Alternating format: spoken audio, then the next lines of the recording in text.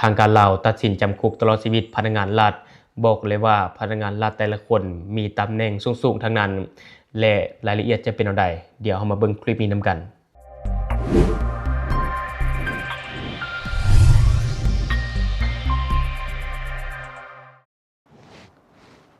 สบายดีท่านผู้ชมยินดีต้อนรับเข้าสู่รายการทอล์กเดอะนิวและข่าวที่ทางรายการอยากจะนำเสนอในวันนี้ก็คือศาลประชาชนแขวงอัตตปือได้พิจารณาตัดสินคดีเกี่ยวกับการกระทำผิดสลัดบังหลวงของพนักงานอยู่แขวงอัตตปือ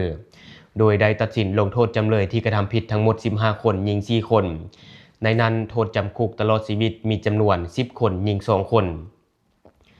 ท่านนางรัตนาสีมาวัดหัวหน้าห้องการศาลประชาชนแขวงอัตตปือได้แถลงข่าวต่อสื่อมวลชนในวันที่30 กรกฎาคม 2026ให้รู้ว่าศาลประชาชนแขวงอัตตปือได้พิจารณาตัดสินคดีเกี่ยวกับการกระทำผิดสลัดบังหลวงของพนักงานอยู่แขวงอัตตปือซึ่งมีรายละเอียดดังนี้ในปี 2021 หาปี 2024 พวกจำเลยได้ร่วมมือกันกระทำผิดโดยมีท้าวสุริไสสุริยะไหลหรือว่าท้าวหมู่เป็นจำเลยและเป็นหัวโปตัวการใหญ่ในการสลัดบังหลวงในเงินจำนวน8บวงของแขวงอัตตปือมีเงินจำนวนดังนี้เงินกีบจำนวน 1,3,489,679,995 กีบเงินดอลลาร์จำนวน 2,356,000 ดอลลาร์สหรัฐและเงินดงจำนวน 1,500 ล้านดงซึ่งเงินดงจำนวนดังกล่าวได้ถอนและแลกเปลี่ยนเป็นเงินกีบและเงินบาทภายหลังคณะเฉพาะกิจได้เก็บกำข้อมูลแล้วเห็นว่าได้สร้างความเสียหายตัวจริงให้แก่แขวงอัตตปือเป็นเงินจำนวน 51,957,808,972 กีบและเงินดอลลาร์จำนวน 2,316,000 ดอลลาร์สหรัฐและเงินบาทจำนวน 60,000 บาทภายหลังได้รับคำสั่งฟ้องของหัวหน้าองค์การอัยการประชาชนแขวงอัตตปือคณะศาลอาญาของศาลประชาชนแขวงอัตตปือได้ค้นคว้าบรรดาข้อมูลหลักฐานต่างๆอย่างรอบคอบและในวันที่30 กรกฎาคม 2026 เวลา 8:00 น. ที่ห้องประชุมศาลของศาลประชาชนแขวงอัตตปือได้เปิดกองประชุมเพื่อพิจารณาตัดสินคดีอาญาเลขที่ 59 ทับขอต่อจำอลงวันที่ 17 มีนาคม 2026 ตามคำตัดสินเลขที่ 90 ทับขอต่อจำอลงวันที่ 30 กรกฎาคม 2026 เกี่ยวกับการกระทำผิดของพนักงานอยู่แขวงอัตตปือในข้อหาสลัดบังหลวงในนี้มีจำเลยทั้งหมด15คนยิง4คนคือคนที่1ชื่อท้าวสุริจันทร์พรแก้วจำเลยที่1อายุ53ปีอาชีพพนักงานอดีตกรรมการพรรคแขวงหัวหน้าห้องว่าการแขวงอัตตปือปัจจุบันอยู่บ้านไซซีเมืองไซเซธาแขวงอัตตปือถูกหาว่าการสลัดบังหลวงข้อหายักยอกทรัพย์ของรัฐหรือหลวงหมู่การรับสินบนการสวยใส่ฐานะตำแหน่งสิทธิอำนาจหน้าที่เอาทรัพย์ของรัฐหลวงหมู่หรือบุคคลการปลอมแปลงเอกสารหรือการนำใช้เอกสารปลอมการดำเนินธุรกิจโดยบ่ถูกต้องตามกฎหมายและการคิดไล่ดอกเบี้ยสูงตามมาตรา354 355 358 359 364 297และ298ของประมวลกฎหมายอาญาลงโทษตัดอิสรภาพตลอดชีวิตปรับใหม่1/100ของมูลค่าเสียหายจำนวน 992,816,961 กีบเงินดอลลาร์จำนวน 6,898 ดอลลาร์สหรัฐและเงินดงจำนวน30ล้านดงและยังได้หีบเงินขออภัยและยังได้หีบเงินท้าวสุริจันทร์พรแก้วจำเลยที่1จำนวน 1,551,712,000 กีบเข้าเป็นของรัฐและท้าวสุริจันทร์พรแก้วจำเลยที่1ส่งเงินส่วนต่างได้จากการปล่อยกู้ดอกเบี้ยสูงจำนวน 4,202,049,000 กีบคืนแก่รัฐคนที่2ชื่อท้าวสูนนครแก้วเวียงคำจำเลยที่2อายุ59ปีอาชีพพนักงานอดีตกรรมการพรรคแขวงหัวหน้าแผนกแผนการและการลงทุนแขวงอัตตปือปัจจุบันอยู่บ้านรักษาเมืองสามัคคีไสแขวงอัตตปือถึงหาว่าการสลัดบังหลวงในฐานะยักยอกทรัพย์ของรัฐหรือหลวงหมู่การรับสินบนและสวยใส่ฐานะตำแหน่งสิทธิอำนาจหน้าที่เอาทรัพย์ของรัฐหลวงหมู่หรือบุคคลตามมาตรา354 355 358และ359ของประมวลกฎหมายอาญาลงโทษตัดอิสรภาพท้าวสุนนครแก้วเวียงคำจำเลยที่2ตลอดชีวิตและปรับใหม่1/100ของมูลค่าความเสียหายทั้งหมดจำนวน 34,420,000 กีบและเงินดอลลาร์จำนวน 4,340 ดอลลาร์สหรัฐและก็ยังได้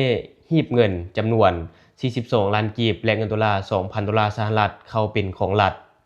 คนที่3ชื่อท้าวคำเผยโสมถาวรจำเลยที่3ซึ่งมีอายุ60ปีอาชีพพนักงานบำนาญ อดีตกรรมการพรรคแขวงหัวหน้าแผนกการเงินแขวง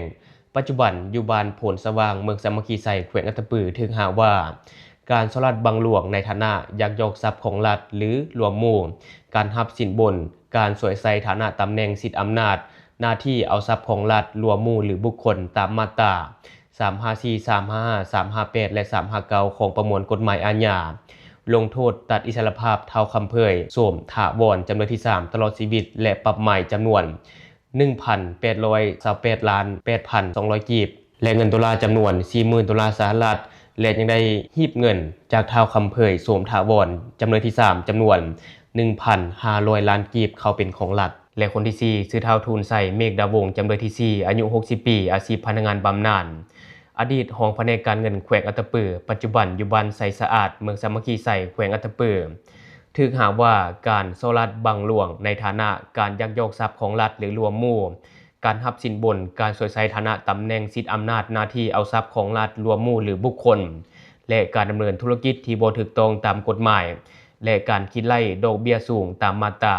354 355 358 359 297และ298ของประมวลกฎหมายอาญาลงโทษตัดอิสรภาพท้าวทูลใส่เมฆดาวงจำเลยที่4ตลอดชีวิตและปรับใหม่ทั้งหมดจำนวน 32,250,000 กีบและเงินดอลลาร์จำนวน 40,000 ดอลลาร์สหรัฐและยังได้ฮีบเงินจากท้าวทูลใส่เมฆดาวงจำเลยที่4จำนวน 225 ล้านกีบเข้าเป็นของรัฐคนที่5ท้าวสมศักดิ์มูลติวงศ์จำเลยที่5อายุ45ปีอาชีพพนักงานอดีตหัวหน้าแผนกบริการขึ้นกับค่าเงินประจำแขวงปัจจุบันอยู่บ้านเบิร์นแคนเมืองสามัคคีไสแขวงอัตตปือถึงหาว่าการสลัดบังหลวงในฐานะการยักยอกทรัพย์ของรัฐหรือรวมหมู่การรับสินบนการสวยใส่ฐานะตำแหน่งสิทธิอำนาจหน้าที่เอาทรัพย์ของรัฐรวมหมู่หรือบุคคลและการฟอกเงินตามมาตรา354 355 358 359และ130ของประมวลกฎหมายอาญาลงโทษตัดอิสรภาพท้าวสมศักดิ์มูลติวงศ์จำเลยที่5ตลอดชีวิตและปรับใหม่ทั้งหมดจำนวน 2,579 ล้าน 85,241 กีบและเงินดอลลาร์จำนวน 46,320 ดอลลาร์สหรัฐและยังได้ฮีบเงินจากท้าวสมศักดิ์มูลติวงศ์จำเลยที่5จำนวน 977 ล้าน 200,000 กีบเข้าเป็นของรัฐคนที่6ซื้อท้าวอินปงศิลาวิกรจำเลยที่6อายุ38ปีอาชีพพนักงานอดีตวิชาการแผนกบริการขึ้นกับค่าเงินประจำแขวงปัจจุบันอยู่บ้านสมโคตเมืองไสเศรษฐาแขวงอัตตปือถึกหาว่าการสลัดบังหลวงในฐานะการยักยอกทรัพย์ของรัฐหรือรวมหมู่การรับสินบนและการสวยใส่ฐานะตำแหน่งสิทธิอำนาจหน้าที่เอาทรัพย์ของรัฐรวมหมู่หรือบุคคลตามมาตรา354 355 358และ359ของประมวลกฎหมายอาญาลงโทษตัดอิสรภาพท้าวอินปงศิลาวิกรจำเลยที่6ตลอดชีวิตและปรับใหม่ทั้งหมดจำนวน 2,033 ล้าน 989,750 กีบและเงินดอลลาร์จำนวน 46,320 ดอลลาร์สหรัฐฮีบเงินจากท้าวอินปงศิลาวิกรจำเลยที่6จำนวน 130 ล้านกีบเข้าเป็นของรัฐและคนที่7คือท้าวสุริไสสุริยาไลหรือว่าท้าวหมู่จำเลยที่7อายุ37ปีอาชีพพนักงานอดีตห้องแขนงคนครัวสังรวมขึ้นกับห้องว่าการแขวงปัจจุบันอยู่บ้านหลัก3เมืองสามัคคีไสแขวงอัตตปือถึกหาว่าการสลัดบังหลวงในฐานะการยักยอกทรัพย์ของรัฐหรือรวมหมู่การให้สินบนการสวยใส่ฐานะตำแหน่งสิทธิอำนาจหน้าที่เอาทรัพย์ของรัฐรวมหมู่หรือบุคคลการปลอมแปลงเอกสารหรือการนำใช้เอกสารปลอมการเล่นการพนันที่ต้องห้ามและการฟอกเงินตามมาตรา354 355 357 359 364 141และ130ของประมวลกฎหมายอาญาลงโทษตัดอิสรภาพท้าวสุริไสสุริยาไลจำเลยที่7ตลอดชีวิตและปรับใหม่ทั้งหมดจำนวน3ตือ459ล้าน 969,813 กีบและเงินดอลลาร์จำนวน 7,198 ดอลลาร์สหรัฐและเงินดงจำนวน45ล้านดงคนที่8ซื้อท้าวอุทลีสิงห์ธรรมวงศ์จำเลยที่8อายุ43ปีอาชีพพนักงานอดีตหัวหน้าแขนงบริการขึ้นกับห้องว่าการแขวงปัจจุบันอยู่บ้านหลัก3เมืองสามัคคีไสแขวงอัตตปือถึกหาว่าการสลัดบังหลวงในฐานะการยักยอกทรัพย์ของรัฐหรือรวมหมู่การรับสินบนการสวยใส่ฐานะตำแหน่งสิทธิอำนาจหน้าที่เอาทรัพย์ของรัฐรวมหมู่หรือบุคคลตามมาตรา354 355 358และ359ของประมวลกฎหมายอาญาลงโทษตัดอิสรภาพท้าวอุทลีสิงห์ธรรมวงศ์จำเลยที่8ทั้งหมด20ปีปรับใหม่จำนวน1ล้านกีบ และเงินดอลลาร์จำนวน400ดอลลาร์สหรัฐและเงินดงจำนวน30ล้านดงและยังได้ฮีบเงินจากท้าวอุทธลีจำเลยที่8จำนวน100ล้านกีบเข้าเป็นของรัฐคนที่เก่าชื่อนางมณีสอนเพชรวิไลจำเลยที่เก่าอายุ34ปีอาชีพพนักงานอดีตวิชาการเงินแขนงบริหารขึ้นกับห้องว่าการแขวงปัจจุบันอยู่บ้านสามัคคีไสเมืองสามัคคีไสแขวงอัตตปือถึกหาว่า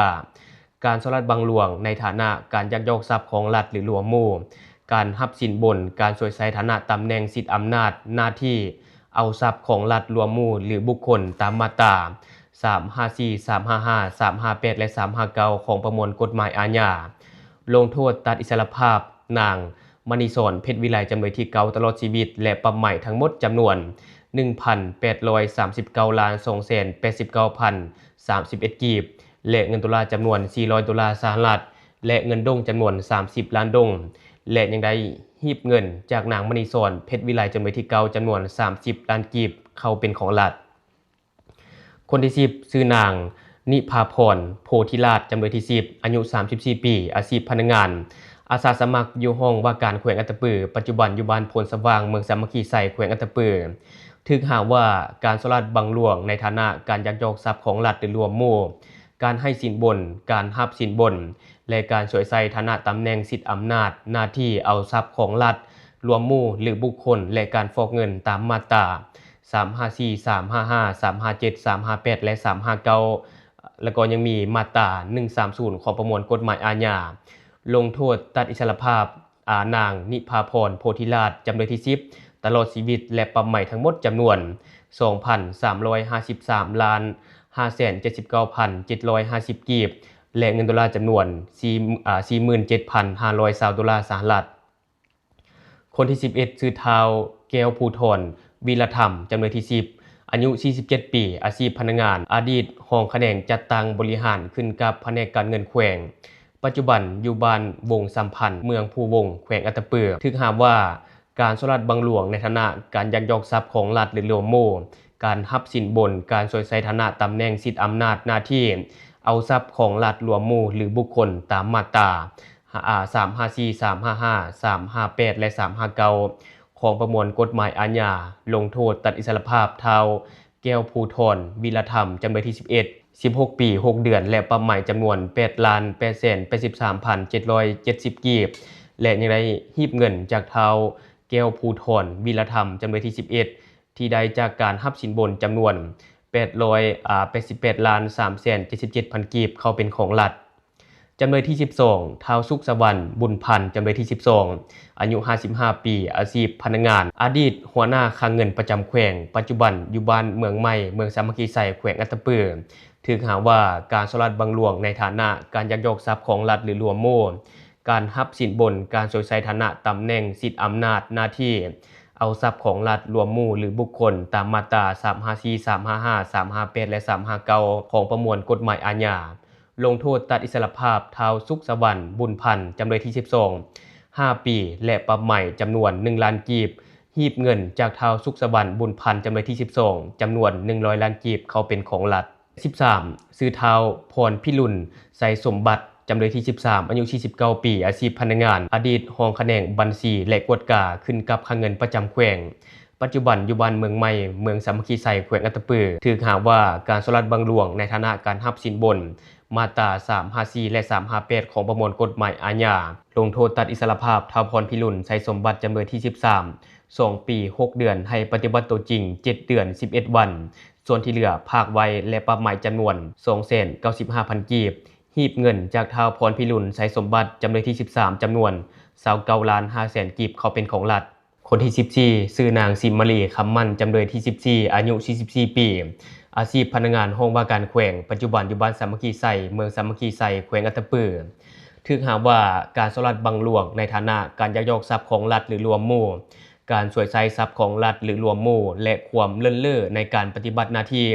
ตามมาตรา354 355 360และ368ของประมวลกฎหมายอาญาลงโทษตัดอิสรภาพนางสิมมาลีคำมั่นจำเลยที่14 10ปี6เดือนและปรับใหม่จำนวน 10,855,649 กีบให้มอบเงินจำนวน200ล้านกีบที่นางสิมมาลีคำมั่นจำเลยที่14ได้มอบเป็นของกลางคืนให้แก่ห้องว่าการแขวง และให้จำเลยที่14ใช้แทนเงินของห้องว่าการแขวงที่ยังบ่ทันมอบจำนวน 292,782,473 กีบคนที่15ชื่อนางพุทธิดาวันไกรสอนเสนาจำเลยที่15อายุ36ปีอาชีพพนักงานแผนกการเงินแขวงปัจจุบันอยู่บ้านโพนสว่างเมืองสามัคคีไซแขวงอัตตปือถูกหาว่าการสลัดบังหลวงในฐานะการยักยอกทรัพย์ของรัฐหรือหลวงโมการดำเนินธุรกิจโดยบ่ถูกต้องตามกฎหมายและการคิดไล่ดอกเบี้ยสูงตามมาตรา354 355 297และ298ของประมวลกฎหมายอาญาลงโทษตัดอิสรภาพนางพุทธิดาวันไกรสอนเสนาจำเลย15ตลอดชีวิตและปรับใหม่จำนวน110ล้านกีบให้นางพุทธิดาวันไกรสอนเสนาจำเลยที่15ส่งเงินจำนวน22ล้านกีบคืนให้แก่รัฐพร้อมนั้นแม้ในพวกจำเลยร่วมกันใช้แทนค่าเสียหายให้แก่รัฐจำนวน 51,951 ล้าน 708,972 กีบและเงินดอลลาร์จำนวน 2,316,000 ดอลลาร์สหรัฐและเงินบาทจำนวน 60,000 บาทถ้าพวกจำเลยบ่สามารถใช้แทนรัฐใดก็ให้ประกาศขายทรัพย์สินที่ยึดและอายัดไว้เพื่อเอามาใช้แทนถ้าเหลือก็ให้ส่งคืนพวกจำเลยถ้าบ่พอก็ให้พวกจำเลยสืบต่อรับผิดชอบใช้แทนให้พวกจำเลยรับผิดชอบค่าใช้จ่ายในการดำเนินคดีของเจ้าหน้าที่เฉพาะกิจของแขวงให้พวกจำเลยร่วมกันรับผิดชอบค่าธรรมเนียมศาล